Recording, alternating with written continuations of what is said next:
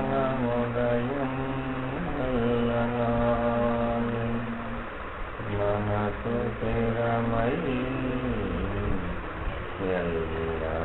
ఎల్లమయనాయ ఆత్మా మేలుకొనవి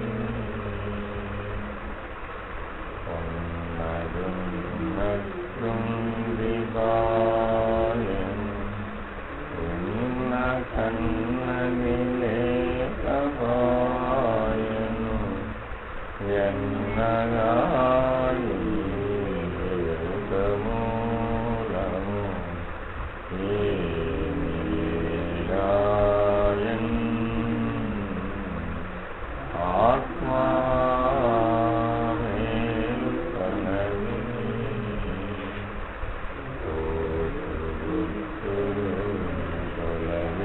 తొలగిపోయెను సూచనయులు వాక్యమాయెను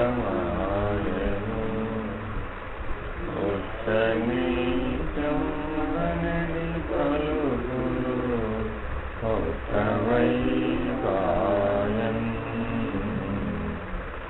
ఆత్మా మేలుకొనవి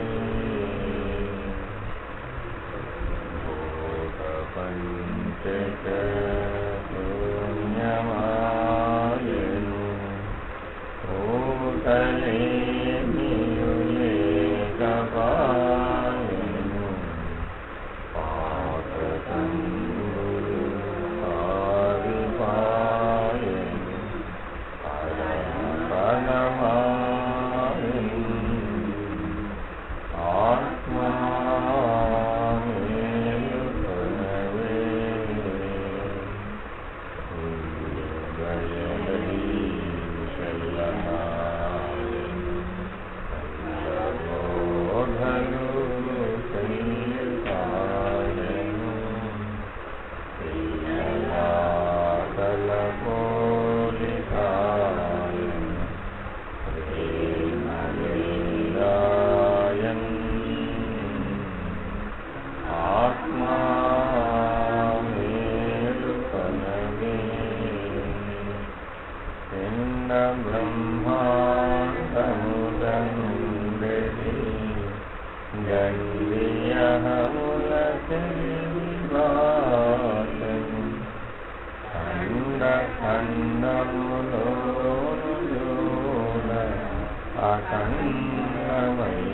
అఖండమైవాయన్ ఆత్మా మేలుకొనవి హరిహరాదుల కందకుండెడి గురుని వాక్యమునమ్మికాయను పరమపదమే వటబయలై భావను తబాసన్ ఆత్మా మేలుకొనవి జనన మరణము నలుగురీరెను కనుల వేడుక కాలిపాయెను మనసు ఇంద్రియ కలములెల్లను మాయమైపాయెన్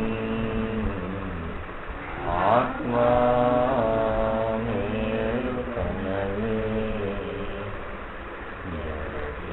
బుధుల స్వప్నమాయెను పగలు రాత్రి లేకపాయెను ఒకటి రెండి మూలమారెను ఓమలీరాయన్ ఆత్మా మేలుకొనవి ఇంపుగా నలగన్న వెలిగెడి వెంపటి సింహ గురువరు పంపులను గోపాల కవిలో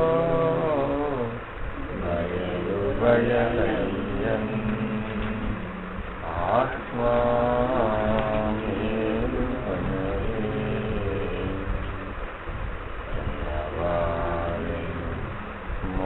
మోహతిమిరం జ్ఞానముదయం వల్ల ప్రబలం వాయం అనమనకయ్య స్థిరమాయం ఆత్మా మేలుకొనవే గుణములు వివాయం ఏడు ధాతులెను సగట్టెను ఏడయేయులేకపాయను ఏడినేని కొనవే ఆత్మా మేలు కొనవే అష్టగనులు అడవివట్టెను అష్టమదముల హామితమనెను సత్యసుఖముల కాంక్షనీయను ఘనతమేని కొనవే ఆత్మా మేలు కొనవే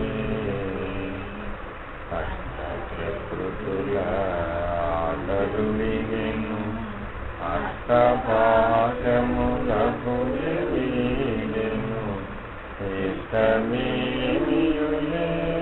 ఇష్టమేమియులేకపాయను ఇపుడేనేని కొనవే ఆత్మా మేలు కొనవే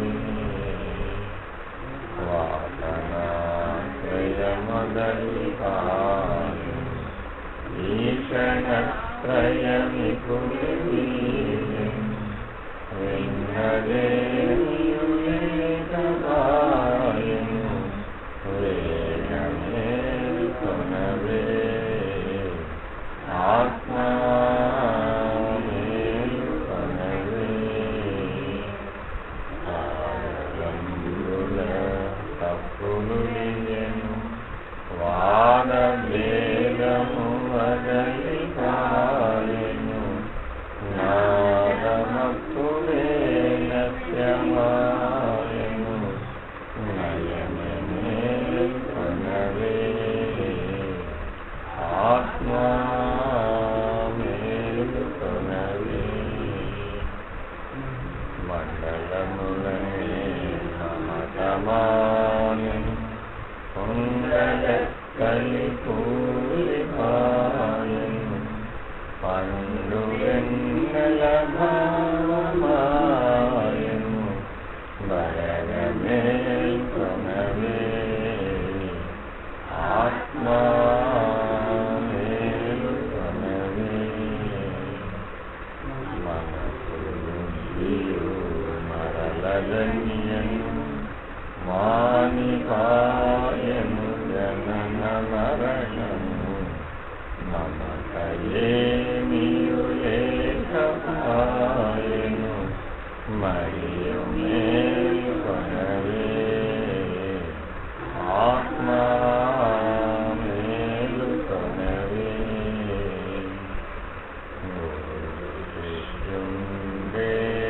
శిష్యుండేకమాయను కులము గోత్రము లేకపాయను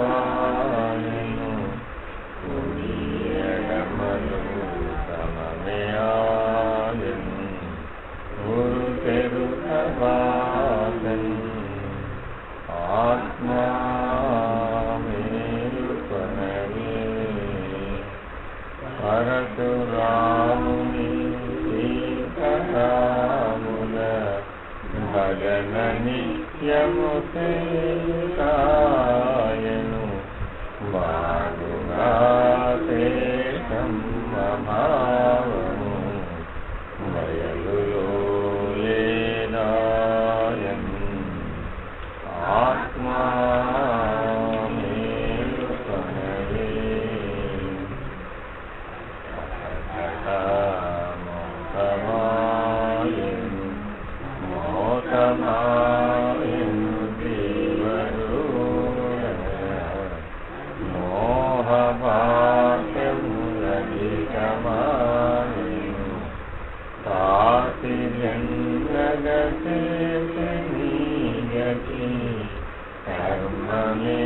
మందు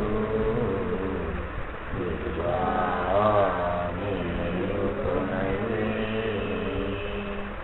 అల్పశతముల కన్న మిక్కిలి కాలమానెను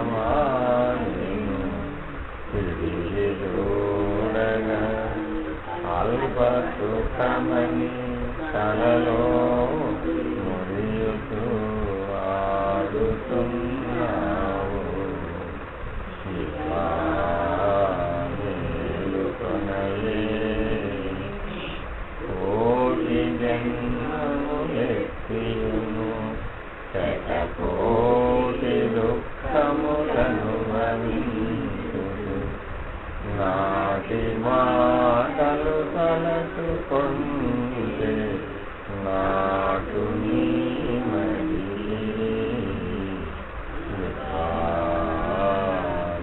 మేలుకొనవే ఇరువదొక 1600 గరుహంసలు తరుణాలు హరిహరాలు వచ్చి నిలచిన ఆగదీతను మేలుకొనవే లేని పోని దుఃఖజాలములో నబడి వెళ్ళిపోటెందుకు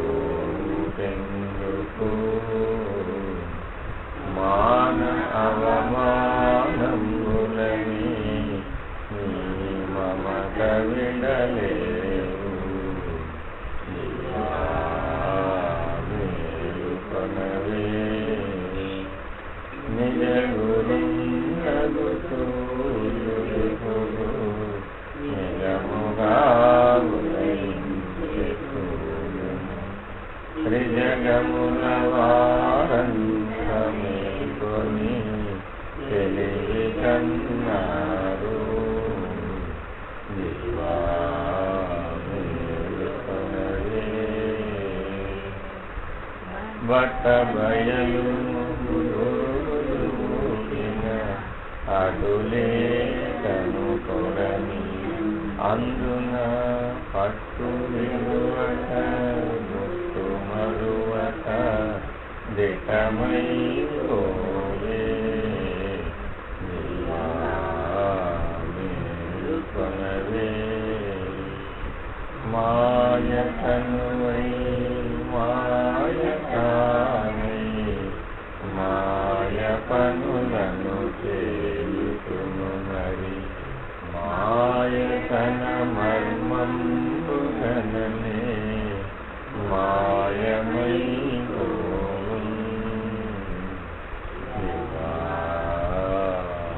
మేలుకొనవే ద్వాదశి షోడశులని జలధార కర్ణములందు తోషిన బాధలన్నీయు తొలగినీవిక భ్రాంతి వదలెదవు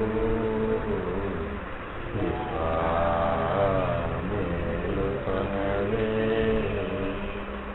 భాగవత శ్రీకృష్ణదేశిక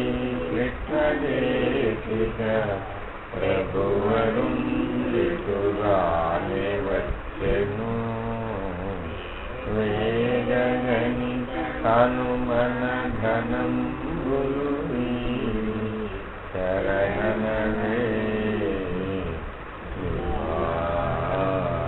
మేలుకొనవే శ్రీలుఖానా శంకరుందని విలసి ప్రభువరుండేలినా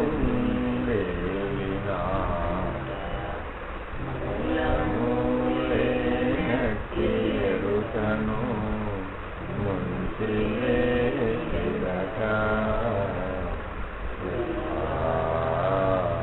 మేలుకొనవే శ్రీమద్ రాజాధిరాజ మహారాజ యోగీంద్ర చంద్ర भागवत श्री कृष्ण देव प्रभु महाराज की जय जय जय। तत्पश्चान्ति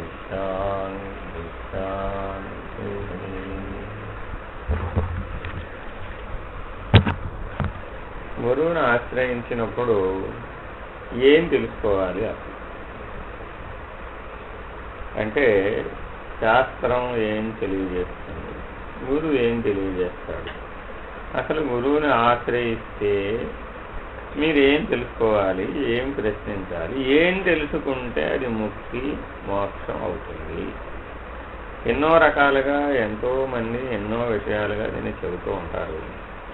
కానీ సూటిగా ఒకే ఒక పాటలో ఒకే ఒక పాఠంలో మొత్తం వేదాంతాన్ని ఇమిడ్చినటువంటిది ఇప్పుడు మీరు చదువుకునేటువంటి మేలుకొలుపు. ఈ మేలుకొలుపు యొక్క అనుభవం ఎవరికైతే పూర్తిగా వస్తుందో వాళ్ళకి ముక్తి మోక్షం సాధ్యం. అది అనుభవ జ్ఞానంగా రావాలి. అయితే అసలు గురువు ఏం తెలియజెప్తాడు, శిష్యుడు ఏం అడగాలి, ఇది కదా తెలియాల్సింది. ఇది తెలియాలి అంటే గురువుని ఆశ్రయించితే ఏం చెప్తాడయ్యా అంటే పూర్వకాలం నుంచి ఏం చెప్పేవాళ్ళు అంటే నాయన తరించే మార్గం చెబుతాడు. గురువు ఏం చెప్తాడా అంటే దేనికి పనికొస్తాడు, ఆయన తరించే మార్గం చెప్తానికి పనికొస్తాడు. అంతకుమించి గురువు దేనికి పని. ఏమి తరిస్తావయ్యా అంటే ఏం తరించాలో తెలియాలి కదా. రామ శబ్దానికి ఏముందంటే తారక రాముడు కదా. అంటే అర్థం ఏమిటి, ఆ రామ శబ్దాన్ని ఎవరైతే ఆశ్రయిస్తారో వాళ్ళు తరిస్తారు. జీవుడు అనేటటువంటి భవసాగరాన్ని తరించడానికి ఒకే ఒక మార్గం రామశబ్దం. రమయతి రామ, రమించేటటువంటి వాడు రాముడు. అంటే జీవుడు ఆత్మ అనేటువంటి అనుభవంలో ఉండటమే రమించటం అంటే, వేరే ఇంకే అర్థములు లేవు. మనలో ఉన్నటువంటి హంస, ఈ హంస దాని మూలం ఎందులో నుంచి వచ్చిందట, పరమాత్మ స్థితి నుంచి హంస వచ్చిందట. కాబట్టి ఈ హంసను ఆధారం చేసుకొని ఎప్పుడైతే నీవు పరమాత్మ స్థితి ఎందు ఉండేటువంటి జీవితాన్ని కలిగి ఉంటావో, 3 అవస్థలలోనూ నేను పరమాత్మ స్వరూపుడనే అనే స్థితిలో ఎప్పుడైతే ఉంటావో అప్పుడు ఈ అనంత సృష్టిలో జరుగుతున్నవన్నీ పరమాత్మకు ఎలా కనపడతాయో నీవు అలా ఉన్నావు. అలా ఉండే స్థితిని అనుభవింపజేయడానికి కావలసినటువంటి నావ ఏమిటాయంటే రామశబ్దం. ఆ రామ అనే దాంట్లో రాకు దీర్ఘం ఉంది కదండి. ఆ రామ శబ్దంలో ఆ రమించేటప్పుడు ఆ దీర్ఘం వస్తుంది. ఆ హంస స్థితిని అధిగమించేస్తే అది విడిపోతుంది. కాబట్టి రామ అన్న హంస అన్న అందుకే 2 అక్షరాలు ఉన్నటువంటి శబ్దాలన్నీ కూడాను ధరించేటటువంటి శబ్దాలు. అందుకే వాళ్ళందరూ సాయి సాయి సాయి సాయి అది కూడా 2 అక్షరాల శబ్దం. యేసు అది కూడా 2 అక్షరాల శబ్దమేనండి. అల్లా 2 అక్షరాల శబ్దమేనండి. శివ 2 అక్షరాల శబ్దమేనండి. రామ, కృష్ణ నువ్వు ఎన్నైనా పెట్టుకోండి, దుర్గా మీరు ఎన్నన్నా తీసుకోండి, లక్ష్మి అన్నీ 2 అక్షరాల శబ్దాలు. ఈ దైవత్వానికి సంబంధించిన శబ్దాలన్నీ 2 అక్షరాల శబ్దాలు ఉంటాయండి. కాళి 2 అక్షరాల శబ్దం ఉంటుంది. ఇట్లాగా అన్నీ ఇంతేనండి. ఇలాగా ఈ 2 అక్షరాల శబ్దములన్నీ కూడాను హంసకి జోడించడానికి అనువైనటువంటి శబ్దాలు అన్నమాట. కారణం ఏమిటంటే దీని తర్వాత ఏకాక్షరమే ఉంటుంది, అది ఓంకారం. ఇది 2 అక్షరాల శబ్దంలో నుంచి ఓంకారంలోకి మారిపోతారు అన్నమాట సాధన చేసేటువంటి వాళ్ళు. అలాగా అసలు మీరు గురువు దగ్గరకు వచ్చి ఏం తెలుసుకోవాలి, ఏం అడగాలి, ఏం చెయ్యాలి అని చెప్పాలి అంటే తారకము చూపెరుగవలెనన్నా సద్గురుని కృపచే తారతమ్యము తరచి కనుగొన్నా. తారకము చూపెరుగవలెనన్నా సద్గురుని కృపచే తారతమ్యము తరచి కనుగొన్నా. మరపు తెరపన కుండ జాగ్రత్త నిరతమును స్వప్నాసు శక్తిలో అరమరలు లేకుండా ఎప్పుడు కరముగను జీవాత్మ చదివేటి. తారకము చూపెరుగవలెనన్నా సద్గురుని కృపచే తారతమ్యము తరచి కనుగొన్నా. ధరణి లోపల మూఢమతులకు దొరకుట బహు దుర్లభం విధి. గురు కటాక్షము వలన స్థిరమగు పరమ పదవికి చేరే యుక్తిని నేర్పవల జీవాత్మకి పుడన్నా. నేర్పెరిగియుంటే మరువకను జపించుకుండన్నా. ఈ జపము నెరిగిన వారు నిర్మల బ్రహ్మ జ్ఞానులన్నా. జ్ఞానులైన వెనుకను సారెకొను జప స్నానమేలన్నా. స్నానంబు తెలిసిన వారె పొడమిలో రాజయోగన్నా. నారదాది మహామునీంద్రుల తరచి బుధులచే కనిరి మంత్రము మర్మమెరిగి నిమిషమైనను మరువకుండగా పరంబు చేరి తారకము సూటెరుగవలెనన్నా. సద్గురుని కృపచే తారతమ్యము తరచి కనుగొన్నా. అండపిండ బ్రహ్మాండమంతటా నిండినది నిజ గురుని మహిమ. పండిత జ్ఞానులకు భావంబు ఖండితంబుగా తెలియు. నీలో నుండే భూతంబులైదు కనుమన్నా. వాకిళ్ళు మూసి మండలంబులు దాటవలెనన్నా. ప్రణవంబు విడువక కొండలెక్కి చేరి చూడన్నా. వజ్రాలు దాపిన మండపంబులు మహిమ కనుమన్నా. పరతంగ పిమ్మట పండు వెన్నెల ప్రబల మగునన్నా. దండిగను పెంచీకటౌవలయుండె బయలు ప్రభావం విరిగి కొండవలె ముందుండు భవమది మండి భస్మమై పొయ్యేటటుల తారకము సూటెరుగవలెనన్నా. సద్గురుని కృపచే తారతమ్యము తరచి కనుగొన్నా. ఆత్మారాముల కానలేకను నోత్రకొంపలో మునిగి చెడుదురు. నేత్రద్వారమునందు వెళ్ళిన సూత్రధారుని కానలేకను క్షేత్రములకు పోదురేమన్నా. త్రేతాయుగము వారి ప్రతిమలు కల్పింపబడెనన్నా. మూఢులకు ముఖ్యము భూత పూజలందు ప్రేమన్నా. తనలోనున్న తత్వమెవరు తరచి కనరన్నా. పాపిష్టి జన్మము ఎత్తినందుకు ఫలము ఏదన్నా.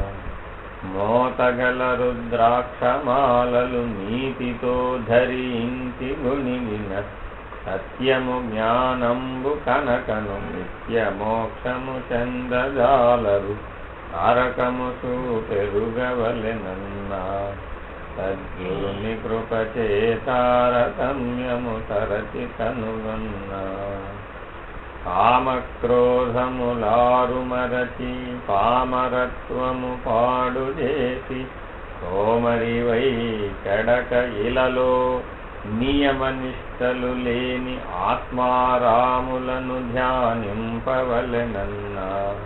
దశరథుని పుత్రుని రాముడని తలచేరు సుమ్మన్నా. యోగులను మదిలో రమించువాడే రాముడగునన్నా. జన్మాదులాత్మారాముడెన్నడు ఎరుగబోడన్నా. పామరులు తెలియక యముని మాయలో చిక్కుపడెరన్నా. బొమ్మలాట ప్రపంచములు కలిగి నమ్మి చెడుదురు. నాణ్యమెరుగక సమ్మతిగా శివరామ మంత్రము నెమ్మదిగా అనుదినము జరిగేటి. తారకము సూటెరుగవలెనన్నా. సద్గురుని కృపచే తారతమ్యము తరచి కనుగొన్నా. ఎక్కడెక్కడ వెతికి తిరిగిన అక్కడ వేదములు కల్పెను నిక్కముగా. జ్ఞానంబు కనుకను మక్కువతో పాషాణ ప్రతిమకు మృక్కుదురు ఎటువంటి తెలివన్నా. ఈ భ్రమల చేతను తిక్క బుద్ధులు విడువబోరన్నా. నూటికిని కోటికిని అక్కడొక్కడు చేరునేమన్నా. అస్థిరము తనువులు ప్రక్కున గురుని చేరి కనరన్నా. పరస్త్రీల చూచి కుక్కవలి వేడి తిరుగబోకన్నా.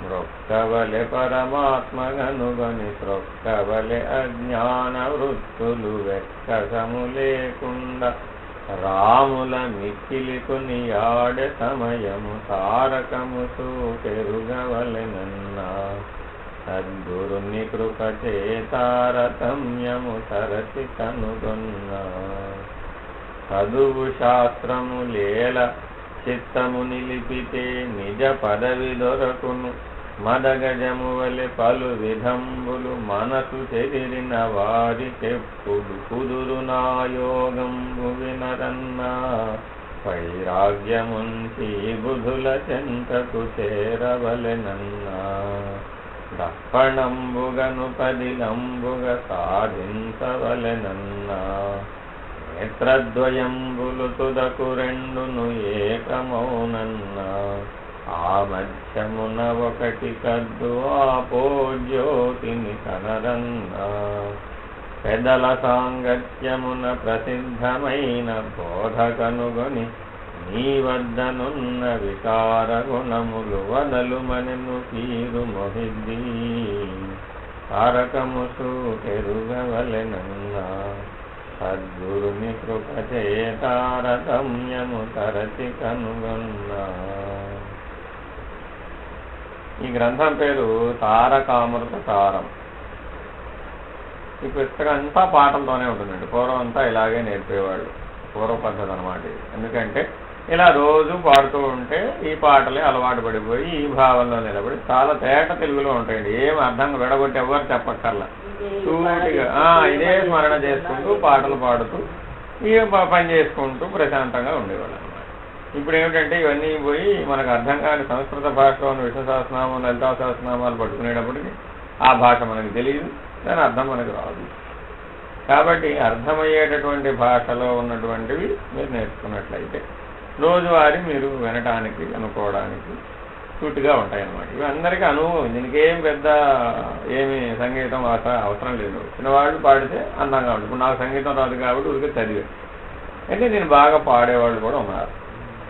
కాబట్టి ఎప్పటికైనా తెలుసుకోవాల్సింది ఏమిటంటే ఈ తారకామృత సారం అంతా కలిపి ఒక వాక్యంలో చెప్పాలయ్యా అంటే గురువుని చేరి ఏం కనుక్కోవాలయ్యా అంటే రాను ఎటులో పోను ఎటులో అయినదెటులో కానిదెటులో కనియు కానని తత్వమెటులో తారకము సూటెరుగవలెనన్న సద్గురుని కృపచే తారతమ్యము తరచి కనుగొన్న. రాను ఎటులో పోను ఎటులో, ఎలా వస్తున్నావు ఎలా పోతున్నావు, చాలా ముఖ్యమైన అంశం అండి. ఎందరో ఎన్నో తెలుసుకుంటారు కానీ ఎలా వస్తున్నావు ఎలా పోతున్నావు అనే అంశాన్ని ఎవ్వరూ పట్టించుకోకపోవడం చేత జీవితం వృధా అయిపోతుంది. ఈ ఒక్క అంశం తప్ప మనం మిగిలినవన్నీ పట్టించుకుంటాం. అన్నీ ప్రధానమే, మనకి అన్నీ ముఖ్యమే. ఎవరు మన చూసి నవ్వారు, ఎవరు మన చూసి ఏడ్చారు, మనం ఎంతసేపు నవ్వాము, మనం ఎంతసేపు ఏడ్చాము, ఈ గోళ పట్టించుకోవడమే జీవితం అంతా సరిపోతుంది. ఎట్లా వచ్చావు ఎట్లా పోతున్నావు, ఈ ప్రాథమికమైనటువంటి సూత్రాన్ని పట్టించుకునే ప్రయత్నం చేయండి. ఈ మిగిలినటువంటివన్నీ నవ్వులు ఏడుపులు ఎప్పుడూ ఉండేవి, దీనివన్నీ మారిపోయేవి కదా. ఎంతకాలం ఎవరి కోసమని నవ్వుతావు, ఎంతకాలం ఎవరి కోసమని ఏడుస్తావు, ఇది సాధ్యమయ్యే పని కాదు. ఎంతకాలమైనా కానీ దానివల్ల ఉపయోగము లేదు. కాబట్టి సాక్షిత్వంలో నిమిత్త మాత్రంగా ఉండటం జీవితంలో అలవాటు చేసుకోవాలి. ఏం తెలుసుకోవాలయ్యా, రాను ఎటులో పోను ఎటులో, ఎలా తెలియాలట, నీవు ఎలా వస్తున్నావు ఎలా, అంటే జీవుడు ఎలా వస్తున్నాడు ఎలా పోతున్నాడు, పరమాత్మ నుంచి ఆత్మ ఎలా సృష్టిలోకి వస్తున్నది ఎలా పోతుంది, సృష్టి ఎలా వస్తున్నది ఎలా పోతున్నది, పరమాత్మ ఎలా ఏర్పడుతున్నాడు ఎలా పోతున్నాడు. 4 స్థితులకి కూడా రాకడా పోకడా ఉన్నది. పిండము పిండములోని సాక్షి, బ్రహ్మాండము బ్రహ్మాండములోని సాక్షి. ఈ 4టికి ఉన్నది ఈ జాడ్యం, ఈ అంటు వ్యాధి, ఈ రావడం పోవడం అనే అంటు వ్యాధి. అంటు వ్యాధి అంటే ఏంటంటే సంగత్వ దోషం అన్నమాట. అంటు వ్యాధి అంటే వేరే అనుకునేది, సంగత్వ దోషం అంటే అదేరిపోవడం అన్నాడు. అందులో ఆ దేవుడికి శరీరం ఏర్పడగానే మిగిలినంతా మర్చిపోయి శరీర భ్రాంతి కలిగింది. ఏర్పడినంతసేపు బాగానే ఉన్నాడు. తల్లి గర్భంలో నుంచి విడుదలయ్యేంత వరకు దైవం బాగా తెలుసు, బయటపడగానే దైవం మరిచిపోయాడు. ఈ రకంగా ప్రతిదీ ఇంతే. ఆ రాను ఎటులో పోను ఎటులో. ఇంకేం తెలియాలండి, రను ఎటులో పోను ఎటులో అయినదెటులో కానిదెటులో. ఏది ఎట్లా అయి ఉన్నది, ఏది ఎట్లా లేకుండా ఉన్నది, ఈ రెండు తెలియాలట. ఇప్పుడు మనం లేని దాన్ని ఆశ్రయించాలా, ఉన్నదాన్ని ఆశ్రయించాలా? ఉన్నదాన్ని ఆశ్రయించడానికి వీలవుతుంది. లేని దాన్ని ఎట్లా ఆశ్రయిస్తావు? అసలు సాధ్యం కాదు కదా. ఇప్పుడు మనం ఇప్పటి వరకు ఉన్నదాన్ని ఆశ్రయించామో లేని దాన్ని ఆశ్రయించాం. ఎందుకని? ఉన్నది తెలియక. కాబట్టి అయినదెటులో కానిదెటులో ముందు ఈ వివరం తెలియాలట. సద్గురువును ఆశ్రయించి అసలు ఏదయ్యా ఉన్నది, ఏది లేదయ్యా, ఇది మొట్టమొదటి విచారణ చేయి. ఎట్లా వచ్చావు, ఎట్లా పోయావు, ఏది ఉన్నది, ఏది లేదు. ఇప్పుడు ఇలా విచారణ చేయడానికి ఏమన్నారట? కనీయం కానని తత్వమెటులో. ఇప్పటి వరకు చూస్తున్నది ఏమిటి? అది ఎట్లా లేకుండా పోయింది. ఉన్నదేమిటి? తత్వం. ఇదంతా ఇట్లా విచారణ చేయడానికి తత్వం అంటారండి. ఈ తత్వం అంటే వేరే ఏం లేదు. ఎంఏ ఫిలాసఫీనో పిహెచ్డీనో చేస్తేనే అది తత్వం అవదు. తత్వం అంటే ఏమిటంటే ఇలా విచారణ చేయాలి. రాను ఎటులో పోను ఎటులో అయినదెటులో కానిదెటులో. ఈ రెండు విచారణలు గనక చేస్తే అది తత్వ విచారణ అవుతుంది. అర్థమవుతుందండి? సత్సంగత్వము అంటే ఈ తత్వ విచారణే సత్సంగం. ఇంకా మిగిలినంతా సత్సంగత్వం అవ్వదనమాట. అవన్నీ సత్కర్మలు. అంటే అర్థం ఏంటి? మీరు భగవద్గీత వినొచ్చు, విష్ణు సహస్రనామం వినొచ్చు, లలితా సహస్రనామం వినొచ్చు, పూజలు చేయొచ్చు, జపాలు చేయొచ్చు, నవవిధ భక్తి మార్గాలన్నీ ఆచరించు. అదేమిటవి? సత్కర్మలు. అదేమిటి? సత్కర్మలు. కర్మ అంటే ఫలితం ఉంటుందండి. అక్కడ ప్రేరణ ఉంటుంది, ఫలితం ఉంటుంది. అంటే ఆ సమయం గంట కొట్టేటప్పటికి నీకు ఆ విష్ణు సహస్రనామం చదవకపోతే ప్రమాదం వచ్చినట్టు ఉంటుంది. ఇలాగా దాంట్లో అన్నీ ఉంటాయి అన్నమాట. ఆ కర్మకు ఫలితం ఉంటుందన్నమాట. నీవు ఆశించి సత్కర్మని చేసినా కూడా ఆశించి చేస్తావు. అక్కడ ఆశ అపేక్ష ఉంటుందన్నమాట. అదే తత్వ విచారణలో ఒక జ్ఞానాపేక్ష తప్ప ఇంకేముంటుంది. ఏది అపేక్షిస్తే మిగిలినవన్నీ తొలగిపోతాయో అది ఒక్కటే ఉంటుందండి. కాబట్టి సత్సంగత్వము అంటే అర్థం ఏమిటంటే విషయ సంగత్వమేమో కర్మ. గుర్తుపెట్టుకోండి. విషయ సంగత్వం చేరితే కర్మ. సత్సాంగత్యం ఏది సత్యము అంటే తత్వ విచారణ చేస్తే తెలియబడేది ఏదైతే ఉన్నదో అది సత్తు. అర్థమేనండి? తత్వం సత్యం కాదు. మళ్ళీ తత్వం సత్యం అనుకుంటారు చాలా మంది. తత్వాన్ని గురించి విచారణ చేస్తున్నా కాబట్టి తత్వం సత్యం అనుకోమాక. ఈ తత్వ విచారణ ఒక స్థితిని అందింపజేస్తుంది, ఒక స్థితిని అనుభవ జ్ఞానంలో తెలియజేస్తుంది. ఆ స్థితి సత్యం, అది సత్తు. తత్వ విచారణ అంటే ఏమిటి? తత్ త్వము అనే రెండు అక్షరాలు ఉన్నాయి తత్వములో. తత్ త్వం. త్వం అంటే నేను, తత్ అంటే అది. రెండు ఉన్నాయా లేవా? ఇప్పుడు తత్ నేనున్నాను, తత్ అనే త్వం అనే నేనున్నాను, తత్ అనే జగత్ ఉన్నది. అంతే కదండి. బాహ్యంగా చూస్తే ఇతర ఉన్నావా లేదా? జగత్ ఉంది, నేనున్నాను. లోపలికి తిరిగావు, ఇప్పుడేముంది? అంతరాత్మ. త్వం. త్వం ఎవరు? అంతరాత్మ. తత్ ఎవరు? పరమాత్మ. అర్థమేనండి? ఇప్పుడు ఈ రెండు ఉన్నాయి కదా, ఇవి తెలుసుకోవాలి కదా. ఇప్పుడు జీవితం అంతా చేసిన ప్రయత్నం ఏమిటండి? త్వం అనే నేను, తత్ అనే జగత్తును తెలుసుకుని జీవించడం నేర్చుకున్నాను బాహ్యంలో, స్థూలంగా మాట్లాడి. లోపలికి తిరిగితే నీ అంతరాత్మ పరమాత్మని ఎరగాలి, ఆ పరమాత్మ స్థితి తెలుసుకొని జీవించాలి. అంతే కదా. లోపలి భాగం ఏమైనా పని పూర్తయిందా? కానీ దానికోసం తెచ్చుకున్న పనిముట్టు 30 అరిగిపోయింది. ఏ పాటికి ఎప్పుడు అరుగుతుందో దానికి తెలియదు. ఎందుకని? మరణం ఎక్కడో ఎక్కడో ఎక్కడో ఎలా తెలుస్తుంది? ఎంటనో నట్ట నడివి ఎందో బావి ఎందో ఎక్కడో నీకు ఎలా తెలుసు? స్వరమందో కాటి ఎందో ఏమైనా తెలుసా? ఏమి తెలియదే. మరి దేనికి సంసిద్ధుడు అవుతున్నావు? ఈ జీవిత కాలం అంతా దేనికి సంసిద్ధుడమైనావు? ఏం ప్రయోజనం? ఈ బాహ్యం అసలు లేదుగా. ఉన్నదంతా ఏమిటి? ఎప్పుడు ఉన్నది ఏమిటి? అంతరాత్మ పరమాత్మే. అందుకని ఇప్పటి వరకు దేన్ని ఆశ్రయించావు? లేని దాన్ని ఆశ్రయించావయ్యా బాబు. ఎప్పుడు ఉన్నది ఏమిటయ్యా? అంతరాత్మ పరమాత్మ. నువ్వు దేహాలు ఎన్ని మార్చినా ఎప్పుడు ఉండేదేమిటి? అంతరాత్మ పరమాత్మ. ఎన్ని దేహాలని ప్రశ్నించు, అందరూ ఏమొప్పుకుంటారు? అంతరాత్మ ఉన్నదని ఒప్పుకుంటారు. ఎన్ని దేహాలన్నింటిలో కూడా ఉన్నదనేది ప్రతివాడు ఒప్పుకుంటున్నాడా లేదా? ఏరా నీకు అంతరాత్మ ఉందా లేదా? ఉంది. పరమాత్మ ఉన్నాడా లేదా? ఒప్పుకున్నావుగా. మరి ఎప్పుడు ఉన్నదేంటి? అంతరాత్మ పరమాత్మ. అంటే అంతరాత్మ పరమాత్మ స్థితిని ఎరగడం కోసం దేహం వచ్చింది. కానీ దేహాన్ని దేనికోసం వినియోగించాం? ఏమైంది? ఇలాగా లేని దాన్ని ఆశ్రయించేటటువంటి దాంట్లో భ్రాంతి వచ్చింది. లేని దాన్ని ఆశ్రయించడమే భ్రాంతి అంటే. అందువల్ల అన్ని భయాలు. అర్థమైందండి? ఈ లేని దాన్ని ఆశ్రయించడం వల్లే భ్రాంతి, భయం. భ్రాంతి ఎప్పుడైతే ఏర్పడిందో భయం ఏర్పడింది. ఎప్పుడైనా గుర్తుపెట్టుకోండి, ఏది చేయాలన్నా అమ్మో నాకు భయం అన్నారంటే దాని వెనకాల భ్రాంతి. ఎప్పుడైనా ఒకటి గుర్తుపెట్టుకోండి, మీ మనసులో భావనలో విచారణ చేసుకోండి.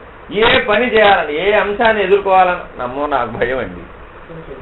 భయం అనగానే ఏమైంది? అప్పుడు సహజంగానే దాని వెనకాల భ్రాంతి ఉన్నది. భ్రాంతి ఎందుకున్నది? లేని దాన్ని ఆశ్రయించవుగా. ఇలా విచారణ తెలియాలన్నమాట. మీకే మీకు ఏదైనా ఒక ఆలోచన స్ఫురించింది, ఆలోచన స్ఫురించగానే అమ్మో నాకు భయం అనుకున్నావు అనుకో. భయం అనుకోగానే దాని వెనకాల ఏముందని వెంటనే స్ఫురణ రావాలి.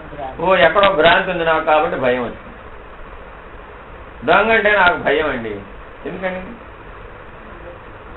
సంపద మీద భ్రాంతి ఉంది కాబట్టి. అర్థమైందండి? సంపద మీద ఎందుకు భ్రాంతి ఉందండి? లేని దాన్ని ఆశ్రయించవు కాబట్టి. ఎందుకని?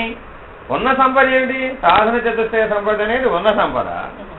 లేని సంపద ఏమిటి? వస్తువాహన ధన ద్రవ్యములన్నీ, ధనధాన్య ద్రవ్యములన్నీ లేని సంపద. అర్థమైందండి? అందరూ కూడా మహాలక్ష్మినే కదా అందరూ సంపద కోసం ప్రార్థించేది. అవునండి?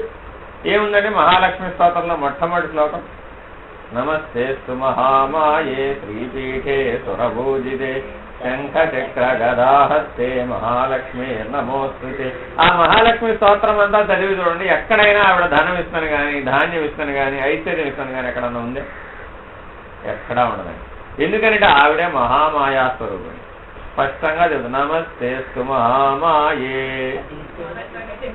ఎత్తుకుంటూనే మొదటి వాక్యంలోనే ఏముందండి? నమస్తేస్తు మహామాయ. అసలు దీన్ని మించిన మాయే లేదు నాయన. ఈ మహాలక్ష్మి స్వరూపం అనే దానికంటే మించిన మాయే లేదు. ఎందుకని?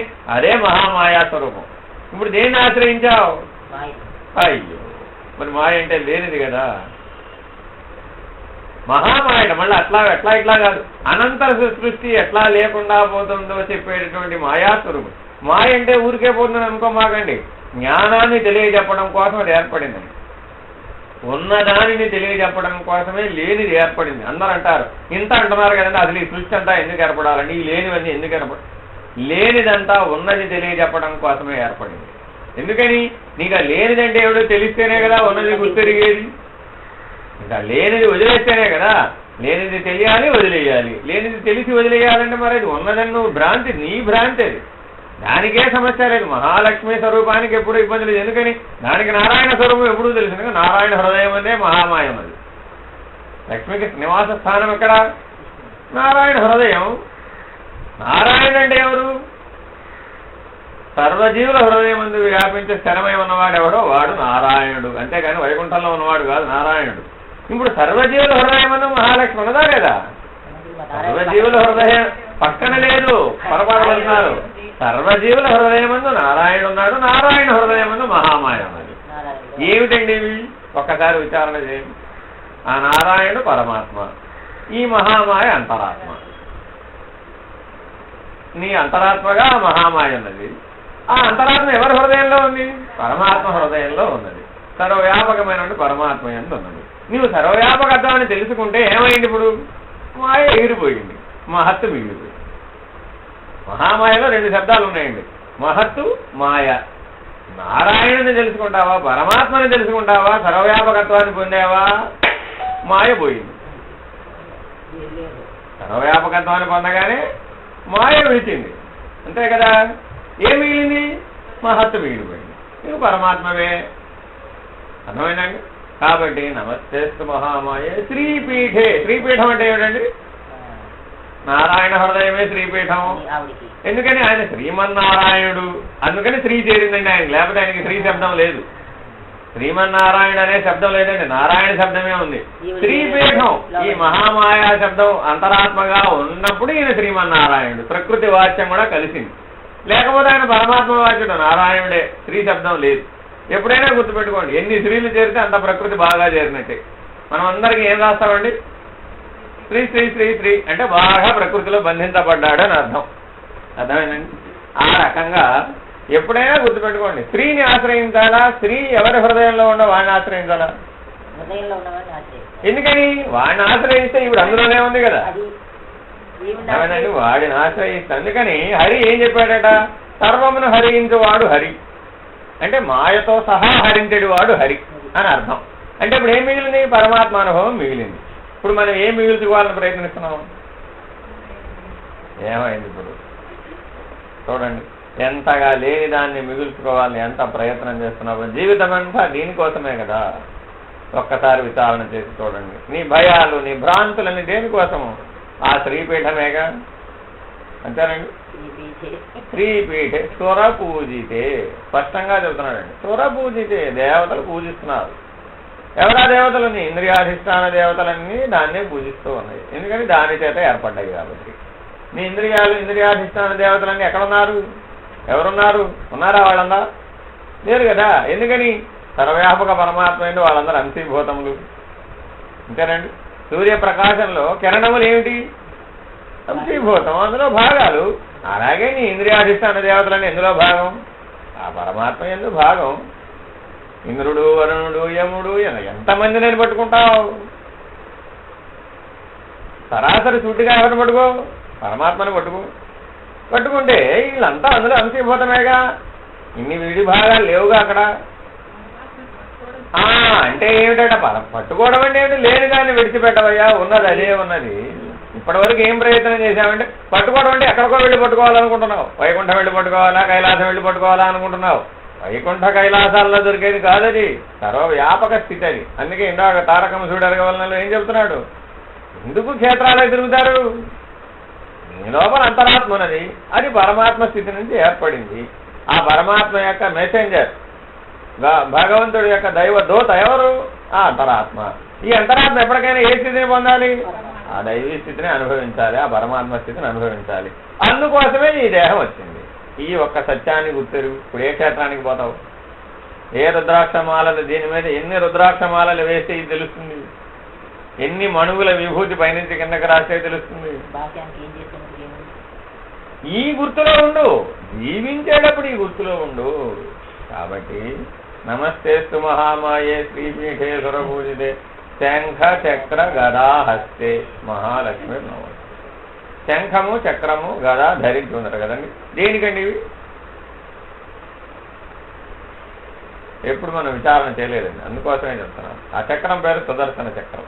సుదర్శనం ఆత్మ సాక్షాత్కారమే సుదర్శనం, వేరే ఇంకేం లేదండి. ఆ సుదర్శనం వల్ల అన్ని పాతకములు తొలగిపోయినాడు. అంధకారము నిర్మూలనే సుదర్శనం. అర్థమైందా? మీరు భాగవతం చదవండి చక్కగా. ప్రాగ్జ్యోతిషపురం అనే ఒక పురం ఉంది. దానికి బాణాసురుడు దాని యొక్క అదే వాడు అధిష్టానంగా ఉన్నాడు. అదంతా ఇప్పుడు చీకట్లో ఉంటుంది. ఆ చీకట్లో ఉంటే ఎవరికి కనబడదు కదా. అసుర రాజ్యం అనమాట. శ్రీకృష్ణుడు అక్కడికి వెళ్ళాడు. ఏం చేశాడట? సుదర్శన చక్రాన్ని ప్రయోగించాడు. వెంటనే వెళ్తురు వచ్చింది. ఎవరెక్కడ ఉన్నారో కనపడింది. బాణాసురుడు చంపేశాడు. ఇలాగా పౌరాణిక కథ. ఈ కథ ఇలా ఎందుకు చెప్పారు? ఎవరా బాణాసురుడు? మనమే. మనలో ఉన్నటువంటి ఆ ఆసురీ సంపద. అవునండి. కఠినముగా మాట్లాడుట, దైవాసుర సంపద విభాగ యోగం భగవద్గీతలో చదవండి. కఠినముగా మాట్లాడుట ఆసురీ సంపద, రాక్షసుల లక్షణం. అది ఇతరులను బాధించుట ఆసురీ లక్షణం. అర్థమైందండి? ఇవన్నీ మనలో ఉన్నాయా లేవో చూసుకోండి. అవే. కాబట్టి ఏం చేయాలంటే ఇప్పుడు సుదర్శన చక్రాన్ని ప్రయోగించుంది. ఆత్మ సాక్షాత్కార జ్ఞానం కలగానే ఇవన్నీ తొలగిపోతాయి. దానికోసం ప్రయత్నం చేయి, ఇవి అవే పోతాయి. అందుకని ఏం చెప్పాడట? దుర్గుణాలను విడవాలి అంటే నువ్వు సద్గుణాలను అవలంబించవయ్యా. ఏ జ్ఞానాన్ని అవలంబిస్తే ఇది తొలగిపోతుందో ఆ జ్ఞానాన్ని అవలంబించు. ఈ గుణాల గురించి నువ్వు ఎప్పుడైతే చింతించావో ఇవే వస్తాయి కదా. మళ్ళా దేనిని మననం చేస్తే అవే వస్తాయి. నువ్వు వదిలేయాలనుకుంటున్నావా, పోవాలనుకుంటున్నావా, మళ్ళా దీన్నే గుర్తులో పెట్టుకు జీవిస్తే ఏమవుతావు? మళ్ళా అదే. ఏది వదిలేయాలనుకుంటున్నావో దాన్ని వదిలేసి జీవిస్తే అది లేకుండా పోయింది. అంతే కదా. బాల్యం వదిలేయాలండి. వదిలేయాలంటే ఏం చేసావు? పై స్థితి, రావాల్సిన స్థితిని స్మరణ చేస్తూ ఉన్నావు. కీటకం ఉన్నదండి, తన చుట్టూ గూడు కట్టిందండి. సీతాకోక చిలుక ఎలాగైంది? సీతాకోక చిలుక స్థితిని స్మరిస్తూ ఉంటే సీతాకోక చిలుక అయిందా? గొంగళి పురుగు స్థితిని స్మరిస్తూ ఉంటే సీతాకోక చిలుక అయిందా? గొంగళి పురుగు కూడా పాఠం బోధిస్తోంది చక్కగా. ఏమని బోధిస్తోంది? భవిష్యత్తు. నీ యొక్క యథార్థ జ్ఞానం ఏమి? నేను ఎవరిని అసలు? సీతాకోక చిలుకని. కానీ నేను ఎలా ఉన్నాను ఇప్పుడు? ఇది వదిలిపోవాలంటే దేని స్మరించాను ఇప్పుడు? కాబట్టి పరమాత్మని స్మరించవయ్యా. అనిత్యమైనటువంటివి లేనటువంటి వాటిని స్మరించడం చేత, వాటిని ఆశ్రయించి జీవించడం చేత ఇలాగయ్యావు. కాబట్టి మీరందరూ కూడా రోజువారీ చేసేవాడని ఇలా చక్కగా విచారణ చేసుకోండి. ఎందుకంటే తరించడం అంటే ఇదేదో ఎవరో ఎత్తి తీసుకెళ్లి పడేసేది కాదు. నీ అంతట నీవు స్వప్రయత్నము సాధనతో తరించవలసిందే, వేరే మార్గమే లేదు. అభ్యాస బలంతో సాధనా బలంతో తరించవలసిందే. ఈనాటికి 10 ఏళ్ల తర్వాత మళ్ళా ఇప్పుడు వచ్చింది అవకాశం. మాకు చెప్పడం పోయి 4 ఏళ్ళు అయింది. అంటే నేను చెప్పడం మానేసి 4 ఏళ్ళు అయిందండి. అంటే 4 ఏళ్ళు ఎప్పుడు చెప్పడలేదు. ఎందుకనంటే చెప్పడం పోయింది, అదే వదిలేసిందండి. మళ్ళా ఎందుకు వచ్చిందో ఇప్పుడు వచ్చింది. మళ్ళా మీరు వచ్చేటప్పటికి చెప్పటే స్థితి ఉండొచ్చు, ఉండకపోవచ్చు. ఇలాగా గురువు కూడా స్థితులు మారిపోతూ ఉంటాయి. ఎప్పుడు కూడా చెప్పేవాడు కూడా స్థితులు మారిపోతాయి. వాడు ప్రయాణం చేస్తూ ఉంటాడు కదా, వాడు సాధకుడే, వాడి జీవనం కూడా అలాగే ఉంటుంది. కాబట్టి ఎప్పటికప్పుడు మీరు ఎప్పుడు కూడా అందుబాటులోకి వచ్చినటువంటి సువర్ణావకాశాలను వినియోగించుకున్నవాడే సాధకుడు. ఎందుకంటే మాకు కూడా ఇలాగే చెప్పారు. మేము మా గురువు దగ్గరికి చేరినప్పుడు వారికి వాక్కు లేదండి, వారు మౌన స్థితిలో ఉన్నారు. ఆ మౌనం నుంచి ఇంకా శాంతం బయటికి రాలా, అప్పటికి ఇంకా చివరి స్థితిలో ఉన్నారన్నమాట. ఆ ఐశ్వర్య మౌనం చివరి స్థితిలో ఉండగా వారి దగ్గరికి చేరాం. అప్పుడు ఆయన ఏమి చెప్పేవారు కాదు, అంతా మౌనమే. ఏం చెప్పినా మౌనంలోనే. కాబట్టి మౌనంలో చెబితే మౌనంలోనే తెలుసుకోగలిగే సామర్థ్యం నీకుంటే ఉండమన్నారు, లేకపోతే పొమ్మన్నారు. అంతే. నువ్వు నన్ను అడిగేది లేదు, నేను చెప్పేది లేదు. వస్తుంది అదే మరి. నీ సిద్ధపడితే ఉండిపో, లేకపోతే నువ్వు నాకు తగ్గవారం అయితే ఉండు, లేకపోతే నా స్థితి ఇది. నేనైతే ఏం చెప్పేవాడిని కాదు. నువ్వు అడిగేదిదా నేనేం చెప్పలేను. నేను మౌనంగా ఉంటాను, అంతవరకే. నేనేం చెప్పను. నువ్వు మౌనంలో నీకు ఆ స్థితి ఉండి ప్రశ్నిస్తే నీకు సమాధానం వస్తుంది అని నీకు విశ్వాసం ఉంటే ఉండు. అంటే రోజు ఉదయం, మధ్యాహ్నం, సాయంత్రం, రాత్రి వెళ్ళడం, కూర్చోవడం, గంటల తరబడి కూర్చోవడం, రావడం, గంటల తరబడి కూర్చోవడం, రావడం. అలా మౌనంగానే తెలుసుకోవడం వల్ల కొన్ని 100 మెట్లు నన్ను ఒకేసారి దాటించారు. 100 స్థితులు. ఈ మామూలుగా నడవాలంటే చాలా టైం పడుతుందండి. అలాంటిది ఇదే కఠిన పరీక్ష. ఈ కఠిన పరీక్షకు నువ్వు నిలబడు. తక్కువని అనుకోమాక. ఇదేదో ఈ పనిని, ఈ మౌన వ్యాఖ్యం తెలుసుకోవడమే అసలంతా కూడా. వేదాంతం అంతా ఈ మౌన వ్యాఖ్యం తెలుసుకోవడమే. అసలు అందుకే చెప్పేది, నీవు విడిగా ఉండేది విడిగా. అందుకనే చెప్పారు రోజురా, నువ్వు రోజు ఉదయం, మధ్యాహ్నం, సాయంత్రం 4 పూటలా వచ్చిపో. మేము ఎలా ఉన్నామో నువ్వు అలా ఉండు. నీకు చెప్పేది ఏం లేదు, మేము ఎలా ఉన్నామో నువ్వు అలా ఉండు. నీకేమైనా ప్రశ్నలు, సమాధానాలు అన్నీ ఇక్కడ ఉంటే ఏమైనా పుస్తకం కావాలన్నా తెచ్చుకో, చదువుకో. నీకు చెప్పేది ఏం లేదు. ఆ పుస్తకం చదివినా కూడా నువ్వు అదేమిటి ఇదేమిటి అన్న ప్రశ్న నీకు చెప్పేది ఏమి లేదు, మాట్లాడేది ఏం లేదు. నువ్వు కూర్చో, ఇక్కడ పో. అలాగే జరిగింది. కూర్చున్నావు, వెళ్ళాము, అలాగే సమాధానాలు వచ్చేసినాయి. ప్రశ్న సమాధానం అన్నీ అక్కడే పూర్తయిపోయినాయి. అలాగా మహానుభావులైనటువంటి గురువులు ఏం చెప్తారయా అంటే, వాళ్ళు ఎప్పుడు ఇదే చెప్పారు. సమయం మించిపోతోంది, శరీరం ఎప్పుడు రాలిపోతుందో తెలియదు. శరీరం రాలిపోయి స్థితి మారిపోయిన తర్వాత నువ్వు వచ్చినా ప్రయోజనం లేదు. కాబట్టి ఎప్పుడైనా సరే దొరికిన సదవకాశాన్ని, జీవితంలో ఇహం కోసం ఎన్నో అవకాశాలను జారబెట్టుకున్నామండి ఇప్పటి వరకు. ఇప్పుడు కూడా ఏమంటున్నావు, మళ్ళా గురువు దగ్గరకు వచ్చినాక కూడా ఆ పాత అభ్యాస బలం విడవలేక, అయ్యో అక్కడ ఏదో ప్రమాదం వచ్చేస్తుంది, నిన్ను విడిచిపెడతానైనా, నాకు మళ్ళీ టైం వస్తుంది, టైం వచ్చినప్పుడు వస్తాను అన్నా. నువ్వు టైం వచ్చినప్పుడు వస్తే ఇక్కడ సిద్ధంగా ఉండొద్దు చెప్పడానికి. కాబట్టి గురువు అంటే ఏమిటంటే, అందుకే సశరీరులైన గురువులతో ఇదే ఇబ్బంది. అందుకని సశరీరులైన గురువులు కూడా అశరీర స్థితిలో ఉండే చెప్తాడు. శరీరంలో ఉంటే వాడు చెప్పలేడు. అందుకని అశరీర స్థితిలో ఉండి ఎప్పుడూ చెప్పేటువంటి వాడు ఎప్పుడూ చెప్పేది ఒకటే, నాయన ప్రతి రెప్పపాటు విలువైనదే. ఎందుకని? ఏ రెప్పపాటులో శరీరం వదిలేస్తుందో నాకే తెలియదు. ఎందుకని? నా చేతిలో ఉండదు. ఎందుకని? ప్రకృతి అధీనం అయిపోయింది. దేన్ని దానికి అప్పచెప్పేసిన వాడే ముక్తుడండి. నువ్వు మరణించిన తర్వాత అప్పచెప్పే ప్రయత్నం చేస్తావు, అప్పచెప్పే అవకాశం లేక మరలా దేహంలోకి వస్తావు. వాడు జీవించి ఉండగానే దేన్ని దానికి అప్పచెప్పేస్తాడండి. ఏ శక్తికి ఆ శక్తి ఈ దేహాన్ని ఎప్పుడైనా కూడా అవి స్వీకరించవచ్చు. పంచభూతాలు పంచభౌతిక దేహాన్ని ఎప్పుడైనా కూడా స్వీకరించడానికి సిద్ధంగా ఉంటాడు. ఎలా ఉంటాయాడయ్యా అంటే దానికి ఉదాహరణ చెప్తారండి భగవాన్ రమణుడు. చాలా గొప్ప ఉపమానం, జీవితంలో గుర్తుపెట్టుకోండి. ఎలాగయ్యా అంటే, పిచ్చివాని వంటిపై తుండుగుట ఎప్పుడు జారిపోయిందో అతనికెట్లు తెలియదో అట్లు దేహము జారిపోవును ముక్తునకు. వీడయ్యా ముక్తుడు. నిర్ణయవాక్యం అనమాట ఇది. ఆ జ్ఞానానికి నిర్ణయవాక్యం ఇది. దేహం జారిపోయిందట. ఎట్లా జారిపోయిందట? పిచ్చివాని ఒంటి మీద తుండుగుడ్డ వలె జారిపోయిందట. కాబట్టి ఇతను ఎందులో ఉన్మత్తుడై ఉన్నాడు? పరమాత్మ స్థితి అని ఉన్మత్తుడై ఉన్నాడు.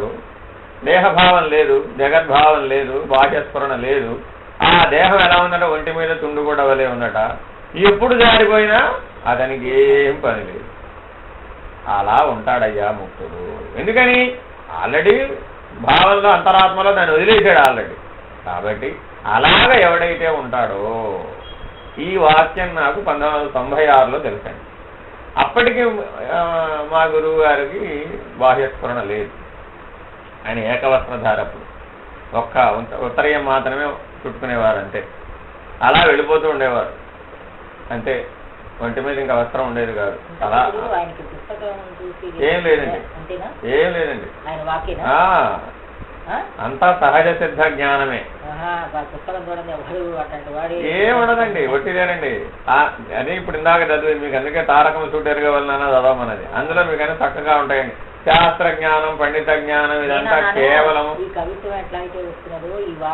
అయ్యో, ఒక్కటి గుర్తుపెట్టుకోండి, సర్వము ప్రణవనాదంలో ఉన్నాయని వారే ఒప్పుకున్నారు కదా శాస్త్రజ్ఞానులు, పండితులంతా కూడా. ఆ ప్రణవనాదం నీలో ఉన్నదండి. అదే హంస స్వరూపంగా ఉన్నది. ఎవరికైతే ఈ హంస జ్ఞానం సహజ సిద్ధంగా ఉన్నదో వాడిలో జ్ఞానం సహజ సిద్ధంగా ఉంటుందండి. మేమెవరం పుస్తకాలు చదివి నేర్చుకోలేదండి. మేము నేర్చుకున్న విధానం కూడా మేము పుస్తకాలు చదివి నేర్చుకోలేదండి. మేము మా చేత పుస్తకాలు చదివించలేదు, అసలు ఏ పుస్తకం చదివించలేదండి. ఒకవేళ అథవా ఎప్పుడైనా కానీ ఏదైనా మాట్లాడాలంటే, ఇప్పుడు మీతో మాట్లాడాలంటే ముందు ఏదైనా చదివించడంలే, ఓ వాక్యము అరవాక్యము ఇట్లా ఏదన్నా అక్కడ ఎవరన్నా పక్కన ఎవరన్నా ఇట్లా కూర్చునేవాళ్ళు వస్తారు కదా ఎవరో ఒకళ్ళు. వాళ్ళు ఏదో పుస్తకం తెస్తే ఆ పుస్తకంలో ఏదైనా ఓ వాక్యం చదవండి అనేవాళ్ళు. ఓ వాక్యం చదవగానే ఆ చదివిందంతా అదే పోయే, ఆ పుస్తకం పోయే, ఆ వాక్యం పోయే, అంతా పోయే. ఇటు తిరిగిపోతుంది అనమాట. ఇట్లా తిరిగి చెప్పేసేయడమే, ఇట్లా చెప్పడమే. ఇంతే. ఆ చెప్పేటప్పటికి పుస్తకం పూర్తయిపోతుంది. ఏం పని లేదండి. అందుకే మొన్న మీరంతా వచ్చినప్పుడు వారిని ఒక ప్రశ్న అడిగారు, దీనికి భగవద్గీతలో ఎక్కడ సమన్వయం అండి, ఉపనిషత్తుల్లో ఎక్కడ సమన్వయం అండి అని ఒక ప్రశ్న అడిగారు. అందుకే మేము అప్పుడు సూటిగా చెప్పింది, అనుభవజ్ఞుడైనటువంటి గురువు దగ్గరకు వచ్చి శాస్త్ర విషయమును అడుగువానికంటే మూఢుడు మరొకడు లేడు. ఎందుకని? పుస్తకం అనుభవాన్ని ఇవ్వదు ఆయన, జీవితం అనుభవాన్ని ఇస్తుంది. నిన్ను కడతేర్చాలంటే అనుభవ జ్ఞానమును గురువుకి సాధ్యం కానీ పుస్తకానికి సాధ్యం కాదు. పుస్తకమే సాధ్యమైతే గ్రంథాలయాలు ఎన్ని ఉన్నాయి, పుస్తకాలమే షాపులు ఎన్ని ఉన్నాయి. ఎంతమంది పుస్తకాలు చదవడం లేదు? చదివినంత మాత్రాన ముక్తుడవుతాడా? అసాధ్యం. బుద్ధికి బదులు పెడతావు, అంతకుమించి వేరే ఏం లేదు నాయన. నీ బుద్ధే నీకు అడ్డమని తెలుసుకోలేవు. ఏ బుద్ధి అయితే నీకు అడ్డమో దాన్ని అధిగమించేటటువంటి తెలివి ఉన్నవాడు కావాలి, దాన్ని అధిగమించినటువంటి జ్ఞానం ఉన్నవాడు కావాలి. వాడిని ఆశ్రయిస్తే, ఎందుకు చెబుతున్నానంటే, నీవు ఏ ఇంద్రియాన్ని ఆశ్రయించినా కూడా అహం బలపడుతుంది. బలపడుతుందా బలపడదా? ఉదాహరణ చెప్తా చూడండి. ఇప్పుడు మీ పిల్లలందరూ బాగా చదువుకున్నారు, వాళ్ళలో ఏముంటుంది? ఉంటుందా ఉండదా? నేను ఎంఎస్సీ, బీఈడి, నేను డబుల్ గ్రాడ్యుయేట్, నేను పోస్ట్ గ్రాడ్యుయేట్. ఎప్పుడైతే వాడు కష్టపడి చదివాడు కదా, మరి అప్పుడు అందులో ఆ కష్టపడి చదివినప్పుడు వాళ్ళలో ఉంటుందా ఉండదా? ఉంటుందా ఉండదా? ఎందుకని? కష్టపడితే అహం ఏర్పడుతుంది. ఎందుకని?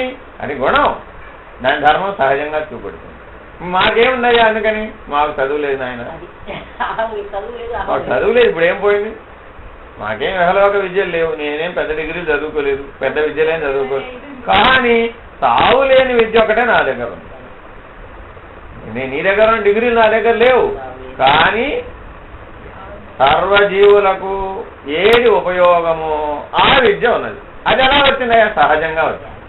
అంతేగాని సహజ జ్ఞానమే కానీ తెచ్చి పెట్టుకున్న జ్ఞానం కాదు. అంటే ఏమిటి మరి? వీడికి శృతి జ్ఞానం ఉండదా? నీ లోపల నుంచే శృతులు వచ్చినాయ్యా. ఉపనిషత్తులు ఎలా వచ్చినాయి? మహర్షులు ఉపనిషత్తులు ఎలా చెప్పారు? ఏ పుస్తకం చూసి చెప్పారు? ఏ పాండిత్యం చూసి చెప్పారు? ఇప్పుడంటే పుస్తకాలు అంటున్నారండి. ఆనాడు ఉపనిషత్తులు ఎలా చెప్పారు? ఆ సహజ జ్ఞాన స్థితిలో ఉండి చెబుతూ ఉంటే గ్రంథస్థమైనవి. ఆ గ్రంథస్థమైనవి తర్వాత పరంపరలో వాళ్ళు ఎవరు ఎన్ని మార్పులు చేశారో ఎవరికి తెలుసు. కానీ సహజ జ్ఞానం ఎప్పుడు సహజ జ్ఞానమే, దాంట్లో ఏ మార్పు ఉండదండి. నువ్వు శృతి స్మృతి పురాణములు ఎన్ని చదివినా ఆ శృతి స్మృతి సహజ జ్ఞానం ఉన్నవాడికి అవన్నీ ఎట్లా కనబడతాయంటే పిల్లల ఆటల వల్ల కనబడతాయి. ఎందుకంటే నువ్వు ఉన్న స్థితిని బట్టి అర్థం తీస్తూ ఉంటే దాంట్లో రకరకాల అర్థాలు. మహాభారతం ఒక రాజకీయ నాయకుడు చదివాడు అనుకోండి, వాడికి రాజకీయంలాగా కనబడుతుంది. అర్థమైందండి? ఒక సామాజికుడు చదివారనుకోండి ఒక సంఘ సంస్కర్తగా కనపడతాడు శ్రీకృష్ణుడు. ఒక భక్తుడు చదివాడనుకోండి భగవంతుడిలాగా కనపడతాడు. ఒక జ్ఞాని చదివాడనుకోండి నేను శ్రీకృష్ణుడే అనే స్థితిలో ఉండి చూస్తాడు దాన్ని. మరి ఇప్పుడు ఎలా ఎవరి ధోరణికి వారికి ఎట్లా తోచిందని అలా రాయడమే శాస్త్ర సమ్మతం.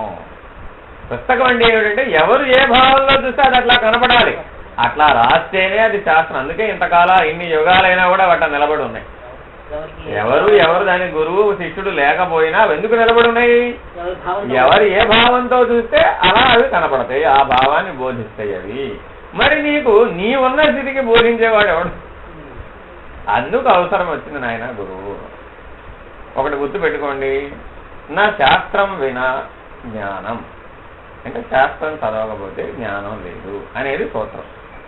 అయితే నా గురు వినా ముక్తి, అర్థమైందండి? నా శాస్త్రం వినా జ్ఞానం, శాస్త్రం లేకుండా జ్ఞానం రాదు. కానీ నా గురు వినా ముక్తి, ముక్తి కావాలంటే మాత్రం నువ్వు శాస్త్రాన్ని పట్టుకుంటే ప్రయోజనం లేదు. ఆయన శాస్త్రం చదువుకోవాలి, మీదే చదివించడంలా కావలసినంత మేరకు చదివితే చాలు. ఎందుకయ్యా అంటే ఒకటి గుర్తుపెట్టుకోండి, ఇది జీవితకాలం గుర్తుపెట్టుకోవాలండి. ఎంతో మంది కొన్ని లక్షల కోట్ల మంది ఈ శాస్త్రారణ్యంలో చిక్కుకునే ఉంటారండి. ప్రాథమిక సాధన దగ్గరే ఈ శాస్త్రారణ్యంలో చిక్కుకుంటాడండి. కొన్ని జన్మల పాటు ప్రయత్నించాలని దీంట్లోంచి బయటికి రావాలండి. కొన్ని జన్మలని చెబుతున్నాను స్పష్టంగా, కొన్ని జన్మలు. ఎంతో మందిని చూసాం మేము. ఉదాహరణ చెప్తాను మీకు దానికి. భగవాన్ రమణుల దగ్గరికి కావ్యకంఠ గణపతి ముని అని ఒక మహానుభావుడు చేరాడండి. ఆయన 108 ఉపనిషత్తులు తెలిసిన వాడు, శృతి స్మృతి పురాణములు చక్కగా తెలిసినటువంటి వాడు. ఆయన ఏం చేశాడయ్యా అంటే ఆ మహానుభావుడి దగ్గరికి చేరాడు. ఏమండి, అన్ని శృతి స్మృతి పురాణములన్నీ నేను చదివాను, వేదములు చదివాను, వేద భాగములు చదివాను, పురాణములు 18 పురాణములు చదివాను. సంస్కృత భాషలో దిట్ట, అంతటి దిట్ట ఎవరూ లేడనమాట. అలాంటి కావ్యకంఠ గణపతి ముని భగవాన్ రమణులను ఆశ్రయించగా భగవాన్ రమణులు వారిని 1 సంవత్సరం పాటు ఉన్నాడండి భగవాన్ రమణుల దగ్గర. ఆయన ఏం చెప్పలేదు. ఈ మహాపండితుడు ఆయన చేరితే ఆయన ఏం చెప్పలేదు 1 సంవత్సరం పాటు. మౌన, ఆయన ఎప్పుడు మౌనస్వామి భగవాన్ రమణుడు, అంతా మౌనమే బోధ. అలాగా ఎప్పుడైతే ఆయన చేరిన తర్వాత ఆయన ఒకటే మాట చెప్పాడండి. సంవత్సరం తర్వాత ఒకటే వాక్యం, అదే ఉపదేశం. ఇప్పటి వరకు తెలుసుకున్నదంతా విడిస్తే ముక్తి సాధ్యం అన్నారు. ఏమనలేదండి, ఇంకే ఒకటే మాట అన్నారు. ఇప్పటి వరకు నువ్వు తెలుసుకున్నదంతా విడిస్తే ముక్తి సాధ్యం అన్నారు. ఇంకంతే. ఆయన వెంటనే తాను చదివిన విద్య జ్ఞానం శృతి స్మృతి పురాణ ఇతిహాసములను మొత్తం ఒక్క క్షణంలో నేను విడిచిపెడుతున్నాను అన్నాడు. ఎందుకని? సంవత్సరం పాటు ఆయన దగ్గర ఉన్నాడు. ఆ సంవత్సరం పాటు వేచి చూస్తే ఈ ఒక్క వాక్యం చెప్పాడు. కాబట్టి గురువు ఒక వాక్యం చెప్పాడు, ఒక మాట చెప్పాడు అని అనుకోమాకండి. అందులో అనంతమైనటువంటి శక్తి ఉంటుంది. నిన్ను జన్మల పాటు దాటించగలిగేంత ఇవాళ్ల పనికొస్తుంది అనుకున్నావేమో. గురు సత్తాన్ని ఆశ్రయించి కనుక నువ్వు జీవిస్తే ఈ జన్మ కాదయ్యా, నిన్ను ఎన్ని జన్మల పాటైనా తరించగలిగేంత సామర్థ్యం ఆ శక్తి అందులో ఉంటుంది. అందుకే సద్గురువు యొక్క గొప్పతనం. ఆ సద్గురువు యొక్క అద్భుతం ఏమిటయ్యా అంటే ఇదేనయ్యా. ఈ సద్గురువు యొక్క మహత్యం ఏమిటయ్యా అంటే అదే. ఆ సద్గురు మహత్యం వల్ల ఎవడైతే సద్గురువును ఆశ్రయించి జీవిస్తున్నాడో అతని ప్రభావం చేత ఇతనికి కొన్ని జన్మల పాటు అవతలకి జారిపోతాడు. ఆ జన్మలన్నీ కూడాను దాటించగలిగే సామర్థ్యం అతని చేతిలో ఉంటుంది. అందుకే చెప్పేదండి, బ్రహ్మరాతని మార్చగలిగిన వాడు ఎవడైనా ఉన్నాడంటే వాడు సద్గురు. ఎందుకని? బ్రహ్మరాత అంటే నీ జీవితం, అంతే కదా. నీ జీవితాన్ని మార్పు చేసేస్తాడు. ఎందుకని? సద్గురువుని ఆశ్రయిస్తే సద్గురువు సృష్టిని అధిగమించుంటాడు కాబట్టి. ఏ సృష్టికర్త అంటున్నావో ఆ సృష్టికర్త స్థితిని అధిగమించుంటాడు సద్గురువు ఎప్పుడూ కూడా. కాబట్టి అట్టి సద్గురువుని ఆశ్రయించవయ్యా. తరించాలంటే అటు సద్గురు నాకేం చెప్తున్నాడు, కారకము చూటు ఎరుగవలెనన్న సద్గురుని కృపచే వేరే మార్గం లేదు నాయన. సద్గురు కృప తప్ప వేరే ముక్తి కావాలంటే అందుకే ఇందాక చెప్పింది, నా శాస్త్రం వినా జ్ఞానం, నా గురు వినా ముక్తి. చాలా మంది మొదటి వాక్యం వరకే పట్టుకుంటారండి, నా శాస్త్రం వినా జ్ఞానం వరకే చెప్తాడండి. ఎందుకని? జ్ఞానం వస్తే కదా నీకు ముక్తి సంగతి. ముక్తికి జ్ఞానంతో పని లేదయా, నీకు సద్గురువే అంతా. గురు సేవ, గురు నిష్ఠ, గురు భక్తి, గురు వాక్యం, ఈ 4 అండి. ఎప్పుడైనా గుర్తుపెట్టుకోండి. గురు సేవ, గురు నిష్ఠ, గురు భక్తి, గురు వాక్యం. ఈ 4 పాటించిన వాడికి ముక్తి సహజం, జ్ఞానం సహజం. సహజ జ్ఞానం ఉండదండి వాడికి. ఏమి నేర్చుకుని అతుకులు బతుకులు వేసినటువంటి అతుకుల బంతి ఏముండదు వాడి దగ్గర. వాడిలో సహజ జ్ఞానం ఉండదు. ఆ సహజ జ్ఞానమే నీకు మరణంలో పనికొచ్చేది. ఈ అతుకుల బంత వేసినటువంటి శాస్త్ర జ్ఞానం అంతా కూడా బుద్ధి జారగానే అక్కడ అడుగుతాడండి. అందుకని ఆయన కావ్యకంఠ గణపతి ముని ప్రశ్న అడగగానే ఓ మాట అడుగుతాడు. మౌనంలోనే వాళ్ళిద్దరూ మాట్లాడుకున్నారన్నమాట. అదే తర్వాత మీరు ఎక్కడైనా కానీ భగవాన్ రమణ మహర్షి యొక్క సంవాదం, కావ్యకంఠ గణపతి మునికి భగవాన్ రమణులకి సంవాదం అంతా గ్రంథస్థం చేశారండి తర్వాత కాలంలో. అది ఎప్పుడైనా చదివి చూడండి, అందులో ఉంటాయి అన్నమాట. ఎన్నో రహస్యాలు ఉన్నాయండి అందులో. ఏమిటంటే, ఏమండి మీరంతా ఇంత కష్టపడి జీవితం అంతా సంస్కృత పాండిత్యంతో నేర్చుకుని వచ్చాం కదా, ఇవన్నీ వదిలేయమన్నారు ముక్తి కోసం అంటే, నాయన ఈ సృష్టి మొత్తం మీద వెలుగు చొరనటువంటి అడవి ఎక్కడైనా ఉందా? సూర్యకిరణాలు సోకనటువంటి అడవి ఎక్కడైనా ఉందా అని అడిగారు. అదేమిటండి, సూర్యుని వెలుగు సోకకుండా భూమి మీద ఏముంటుంది? మా శాస్త్రంలో ఎక్కడా లేదండి అన్నారు. ఆ శాస్త్రారణ్యమే సూర్యుని వెలుగు సోకనటువంటి అడవి నాయన. నీవనుకునే జ్ఞానం అంతా కూడా నీ బుద్ధి చిన్న నిద్రలోకి పోగానే ఎక్కడుంది? భగవద్గీత కంఠోపాఠమే, 780 శ్లోకాలు బాగా వచ్చినాయి. నిద్రపోయేటప్పుడు వెళ్తున్నావా? రోజు నిద్రలోకి వెళ్తున్నావా? చూడు ఒక్కసారి, నీ భగవద్గీత జ్ఞానం ఎక్కడుంది? ఎంతసేపు ఉంది? మరి ఏమైంది ఇప్పుడు? మరి ఉండాలిగా మరి ఎప్పుడు నీతోటి. కాబట్టి శాస్త్రజ్ఞానం అసహజం, అది అతుకుల బంత. ఇప్పుడు ఈ శాస్త్రాన్ని నమ్మావు, ఇంతకుముందు ఇంకో శాస్త్రాన్ని నమ్మలేదా? అప్పుడు నమ్మావుగా. ఇది అయిపోయినా ఇంకో శాస్త్రాన్ని నమ్మవా? స్థితి మారిపోతే ఇంకో శాస్త్రాన్ని నమ్ముతావుగా. ఏమైంది ఇప్పుడు? కాబట్టి నీవు సహజ జ్ఞానాన్ని పొందే ప్రయత్నం చేయనాయన.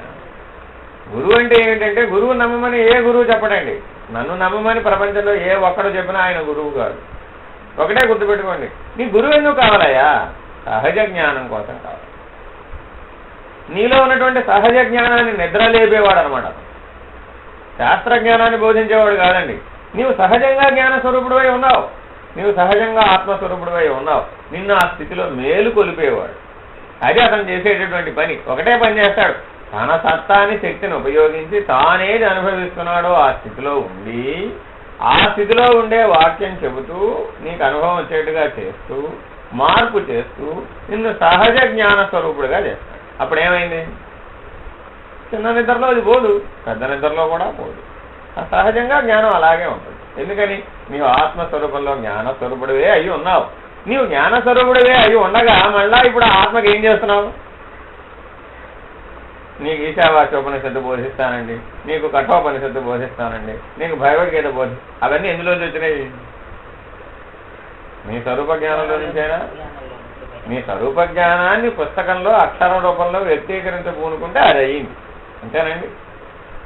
వ్యక్తీకరణ సత్యమవుతుందా? నువ్వు సత్యమవుతావా? నువ్వే కదా సత్యం.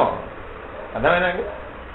కాబట్టి నీవు ఇట్లా విచారణ చేసుకుని ఆయన ఇలా విచారణ చేసుకుని అనుభవ జ్ఞానాన్ని పొందు. కాబట్టి మరణకాలంలో కూడా నీకు ఉపయోగపడేది ఏమిటి? సహజ జ్ఞానమే ఉపయోగపడుతుంది. అదే తరించడానికి అవకాశం. ఆ సహజ జ్ఞానం నీకు సాధన చతుష్టయ సంపత్తిని అభ్యాసం చేసి జీవిస్తేనే సాధ్యమవుతుంది. ఆ సాధన చతుష్టయ సంపత్తిని ఎల్లకాలం మరవకూడదు. అలాగే చతుర్విధ శుశ్రూషలు, గురువుకి చేసేటటువంటి 4 శుశ్రూషలు అండి. అంగ, స్థాన, భావ, ఆత్మ శుశ్రూషలు. ఈ 4 ఆ సాధన చతుష్టయ సంపత్తి, చతుర్విధ శుశ్రూషలు.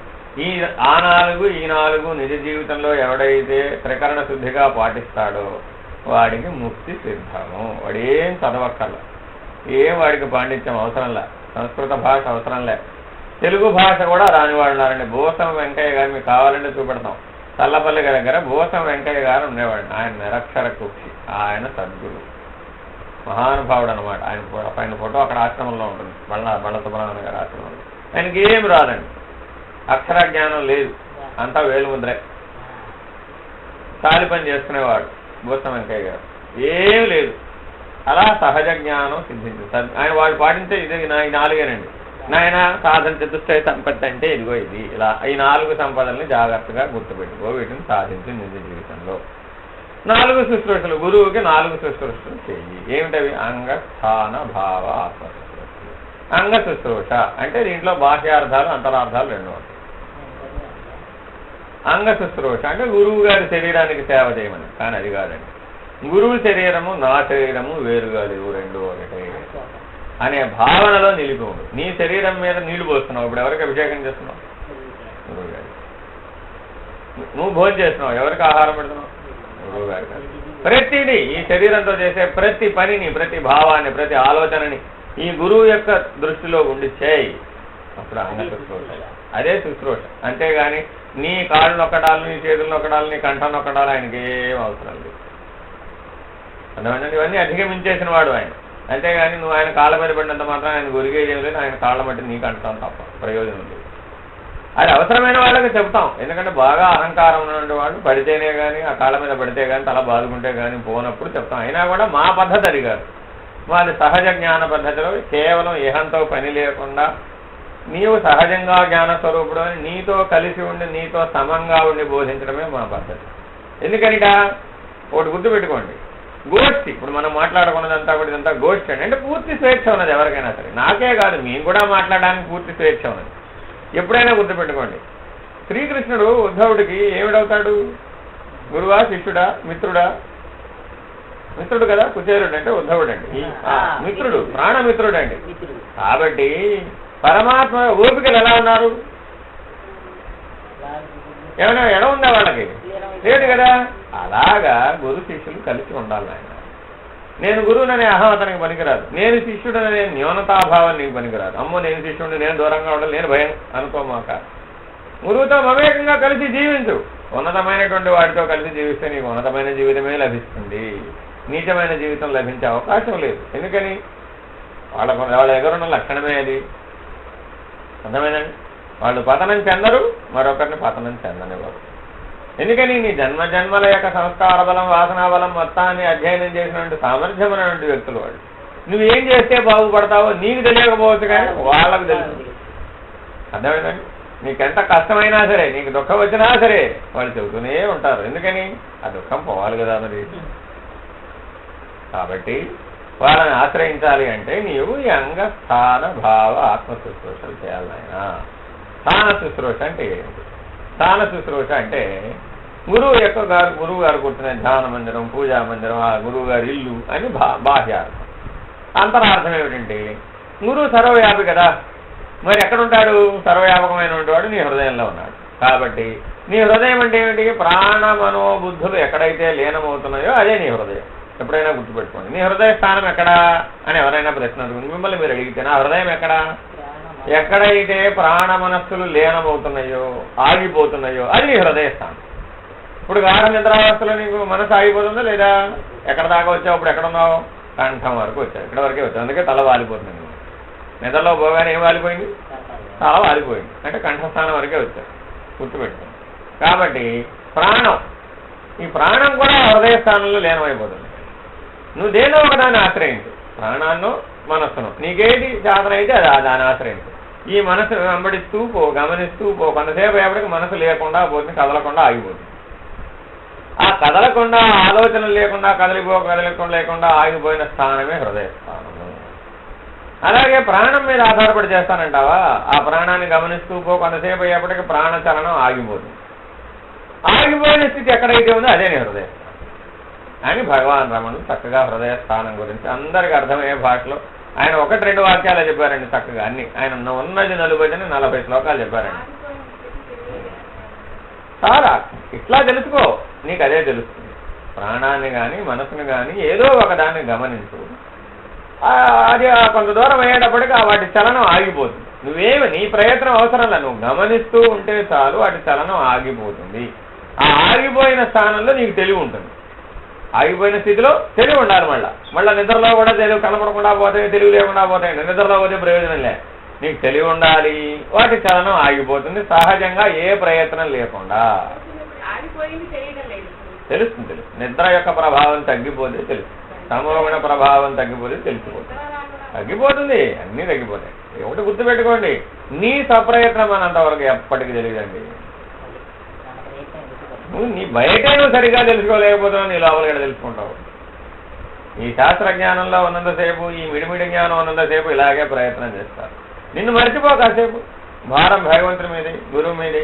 చక్కగా గురువును ధ్యానించు, గురు రూపాన్ని ఉపాసించు, దాన్నే అదే దైవం, ఆ రూపాన్నే పట్టుకో, దాని మీదే దృష్టి నిలబెట్టు, మనసు ప్రాణాన్ని అట్లా గమనిస్తూ ఉండు. చివరికి ఆ రూపం మిగిలిపోతుంది, ఈ ప్రాణ మనసుల చలనం ఆగిపోతుంది.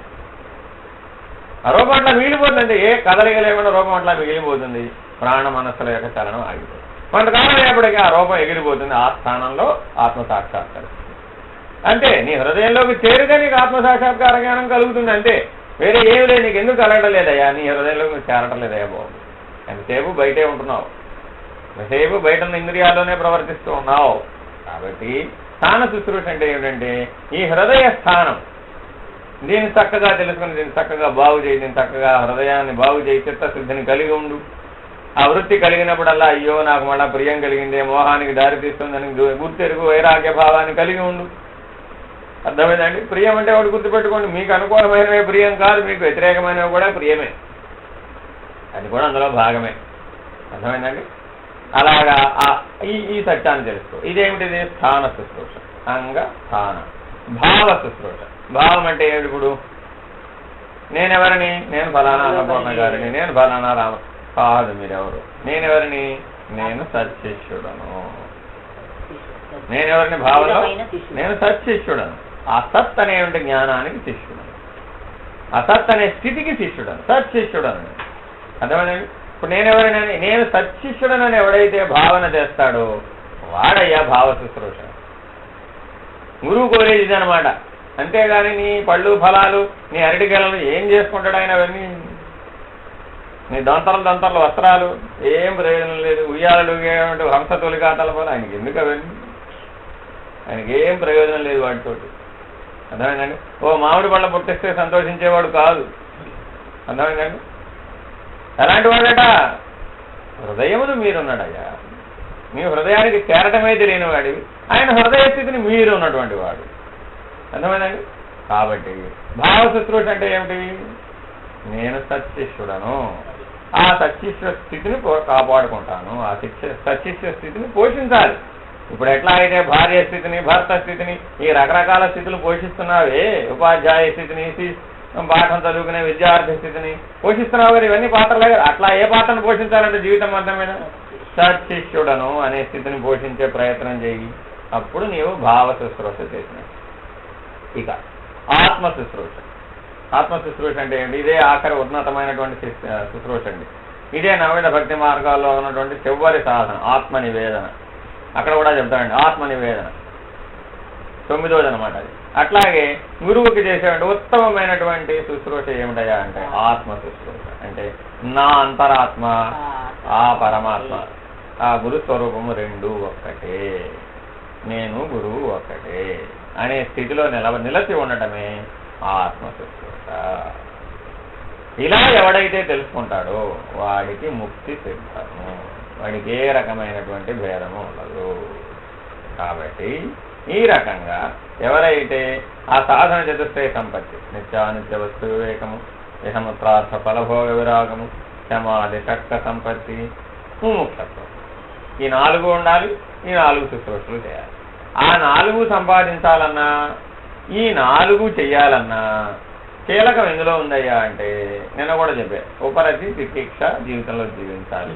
అవి చేయాలి అంటే నీకేం ఉండాలంటే తీవ్ర మోక్షేచ్ఛ ఉండాలి, ముముక్షత్వం తీవ్రంగా ఉండాలండి. ఆ 4వ సాధన అయినటువంటి ముముక్షత్వం, నేను ముక్తి ఈ జన్మలో చెందవలసిందే. ఎందుకని? ఈ జన్మకు కుదిరినట్టుగా వచ్చే జన్మ కుదురుతుందో లేదో నాకు తెలియదు కాబట్టి. ఆ వచ్చే జన్మకు రూపం లేదు కదా, గతించిన జన్మలేమో జ్ఞాపకాల రూపంలో ఉన్నాయి కదా. కాబట్టి దేన్ని పట్టుకుంటావు? ఇప్పుడున్న వర్తమానాన్ని పట్టుకో. ఈ జన్మలో నేను ఏమైనా సరే ముక్తిని సాధించవలసిందే అని ఎవడైతే నిర్ణయంతో జీవిస్తాడో ఆ తీవ్ర మోక్షేచ్ఛ చేత ఆ 4 సాధన చతుష్టయ సంపత్తి ఏర్పడతాయి.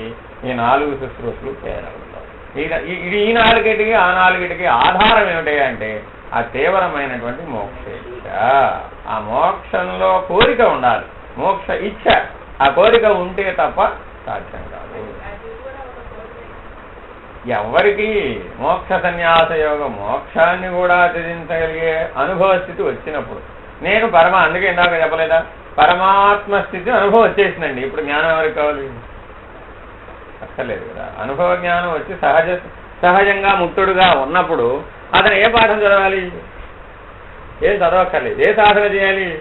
ఏం చేయక్కర్లేదు. ఎందుకని అన్ని సాధనలు అతనిలోనే ఉన్నాయి. ఏదైనా రెప్పపాటులో చేయగలడు ఆ సామర్థ్యం ఉన్నటువంటి వాడు. అర్థమైందండి? అంత సామర్థ్యం ఉంటేనే కదా ఆ స్థితిలో ఉన్నాడు. అర్థమైందండి? ఇప్పుడు నేను పిరమిడ్ ధ్యానానికి వెళ్ళానండి, అందరూ ధ్యానం చేస్తున్నారండి, నేను కూడా వాళ్ళతో పాటు కూర్చున్నానండి. ఆ పిరమిడ్ మాస్టర్ గారు అన్నారు, ఏమిటి మీకు ధ్యానం కుదరలేదు అన్నారు. ఏమిటోనండి మరి కుదరటం లేదు అన్నారు. అర్థమైందండి? మరి మీరు రోజు రండి, చక్కగా 1 సంవత్సరం పాటు మాతో పాటు సాయంత్రం కూడా వచ్చి శ్వాస మీద ధ్యాస నిలబడి చక్కగా ధ్యానం కుదురుతుంది అన్నాడు. సరేలేండి, అలాగే చూద్దాం, పరిస్థితిని బట్టి చేద్దాంలేండి. మనకెందుకు ఆయనతో తగాదా? మీరేం చేస్తున్నారు? అయినా కానీ ఎంతమంది ధ్యానం చేస్తుంటారు. ధ్యానం చేసే వాళ్ళ అంతరంగాలను గమనిస్తున్నానండి అన్న. ఇప్పుడు ఏం చేస్తున్నాము? ధ్యానం చేసేవాడి యొక్క అంతరంగాన్ని కళ్ళు మూసుకుని గమనిస్తూ ఉన్నామండి. ఇప్పుడు ధ్యానం అది ఏమిటంటావు? ఇప్పుడు నువ్వు చేసే ధ్యానం ఏంటి? నీ అంతరంగాన్ని గమనించే ప్రయత్నం చేస్తున్నావు.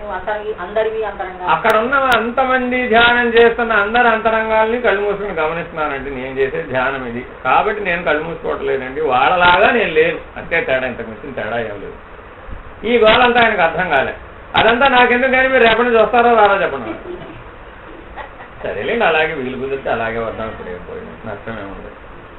తర్వాత ఆయన ఈ వాక్యం వెళ్ళి వాళ్ళని అడిగాడు. వాళ్ళ మాస్టర్స్, పై మాస్టర్స్ ఉంటారు కదా, వాళ్ళని అడిగాడు. వాళ్ళు చెప్పారు, ఇప్పుడు నాయన వాళ్ళకి ధ్యానం నేర్పేవాళ్ళు కాదు, వాళ్ళు ఆల్రెడీ దాటినటువంటి వాళ్ళు. నువ్వు వాళ్ళకి నేర్పడం కాదు, వాళ్ళ దగ్గర నువ్వు నేర్చుకోవాల్సిన వాళ్ళని చెప్పాను. వాళ్ళ తర్వాత ఆయన వచ్చాడు, అయ్యో పొరపాటు పడ్డానండి, మీకు నేర్పుదామని ధ్యానం నేర్పుతానని అన్నాను, పొరపాటు పడ్డాను. కాబట్టి ఒకటి గుర్తుపెట్టుకోండి, సహజ జ్ఞానం ఉన్న వాడిలో అంత సామర్థ్యం ఉంటుందండి. ఏమీ చేయడు, మీరందరూ అన్నీ చేస్తూ ఉంటే చక్కగా చూస్తూ ఉంటాడు. అన్నీ చేయగలిగిన సామర్థ్యం ఉన్నటువంటి వాడు, అన్నీ విప్పి తెలుసుకున్నవాడు, అన్నీ దాటేసినవాడు, వాడికి ఏమిటి? అన్నీ సహజంగా ఉంటాయి. ఆ సహజత్వంలో ఉంటాడు అన్నమాట. ఎప్పుడూ కూడా నువ్వు ఎప్పుడైనా గుర్తుపెట్టుకోండి, మీరంతా కూడా ఏ పని చేసినా కూడా సాత్వికం, రాజసికం, తామసికం తప్పనిసరిగా ఉంటుంది. అంటే శక్త్యానుసారమే చేయాలని పెద్దల నిర్ణయం. అంటే అర్థం ఏమిటి? శక్తికి లోబడి తక్కువగా చేస్తావు అనుకో, అంటే నీకు దానం చేయగలిగే సామర్థ్యానికి తక్కువ చేసావు అనుకో, అది తామసిక దానం అవుతుందండి. అర్థమేనండి? శక్తికి మించి చేస్తే రజోగుణం అవుతుందండి. ఎప్పుడైనా కూడా గుర్తుపెట్టుకోండి, మీ శక్తికి మించి ఏ పని చేసినా సరే అది రజోగుణం అవుతుంది. యథాశక్తి చేస్తే అది సత్వగుణం అవుతుంది. ఎప్పుడు కూడా ఆచరణ యథాశక్తి చేయాలి. ఆ శక్తిని నిర్ణయం చేయాలి అంటే ఒక విధానం. ఇక్కడే అందరూ తప్పుదారి పడతారు అన్నమాట. యథాశక్తి అంటే ఏమిటంటే అప్పటికప్పుడు చూసుకుంటాం. అప్పటికప్పుడు చూసుకోవడం కాదు, జ్ఞాన లక్ష్యంతో చూడాలి. మీ శక్తిని అంతా జ్ఞాన లక్ష్యంతో చూస్తే సరిపడి ఉండాలి. అది సరిపడటం అంటే. జ్ఞాన లక్ష్యం కంటే మించి చేశామనుకోండి శరీర భ్రాంతిలో పడిపోతాం. అర్థమైందండి?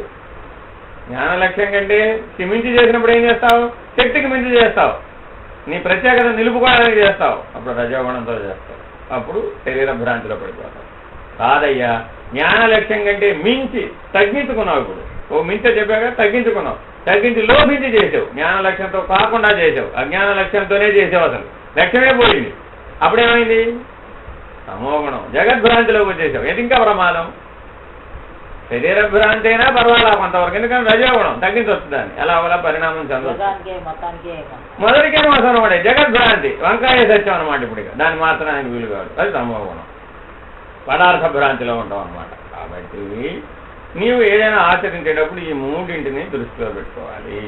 వీటిని ఆచరణ చేసేటప్పుడు ఆ సాధన చతుష్టయ సంపత్తిని, ఈ చతుర్విధ శుశ్రూషలని నీ శక్త్యానుసారం చేయడం అనే జ్ఞాన లక్ష్యాన్ని దృష్టిలో పెట్టుకు చేయడాన్ని మనం అందరం ఆచరణ సిద్ధంగా నిజ జీవితంలో వాడుకుని ఉపయోగించి జీవించేట్లయితే మనం ముక్తిని చెందడానికి ప్రతి ఒక్కరు అర్హులే.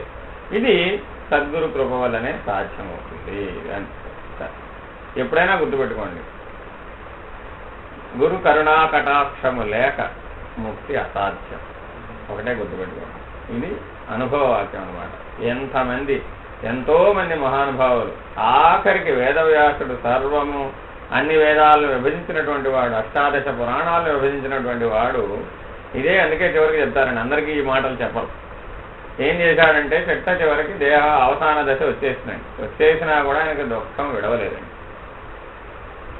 ఏమిటట, ఒక అరణ్యంలో తల కింద చేయబెట్టుకొని పడుకుని ఉన్నాడు.